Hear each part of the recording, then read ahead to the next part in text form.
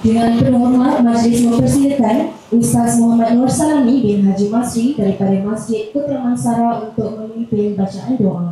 A'udzu billahi samii'il 'aliim minasyaitonir rajiim. Bismillahirrahmanirrahim. Alhamdulillahirabbil alamin, hamdan syakirin, hamdan zaki ni'amahu wa yukafi'u mazidah. Ya Rabbana lakal hamdu kama yanbaghi li jalal wajhikal karim wa 'azimi sultanik. Ya Allah, kami mohon keberkatan-Mu di majlis ini, majlis program pelancaran perasmian, Pusat Pemulihan dan Komuniti PDK, Damansara Damia, serta majlis menandatangani MOU bersama Transwater Api Sendirian Berhad.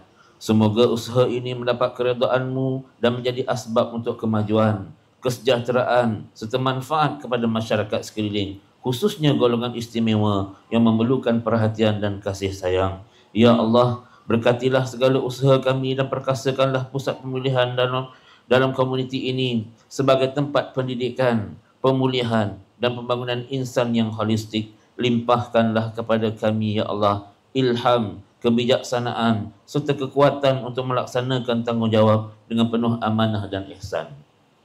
Allahumma ya dzal judi wal karam. Ya Allah, kami pohon limpah rahmat, taufik dan hidayah bagi pemimpin kami di segenap lapisan dan seluruh rakyat negara yang tercinta. Mantapkanlah semangat dan keazaman mereka dengan penuh kesabaran dan bertawakal kepadamu dalam memikul tanggungjawab memajukan negeri Selangor Darul Ihsan dan agama Islam supaya disanjung tinggi dan disegani.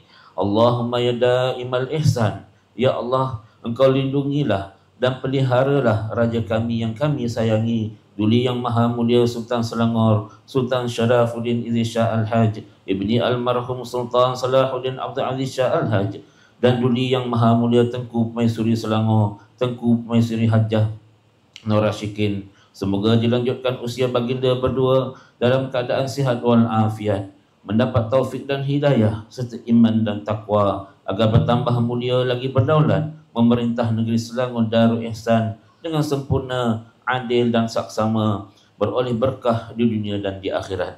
Demikian juga ya Allah, kami mohon keselamatan, kesejahteraan dan keberkatan kepada Duli yang teramat mulia Raja Muda Selangor Tengku Amin Shah Ibni Sultan Syarafuddin Idris Shah Al-Haj, serta isteri baginda yang amat mulia Datin Paduka Seri Afza Fadini binti Dato' Abdul Aziz. Semoga dikurniakan kepada pasangan diraja ini kebahagiaan yang berpanjangan, kesihatan yang baik, dipermudahkan segala urusan dan diberkati dengan rahmat serta kasih sayang-Mu ya Allah. Walhamdulillah rabbil alamin. Taqabbalallahu minkum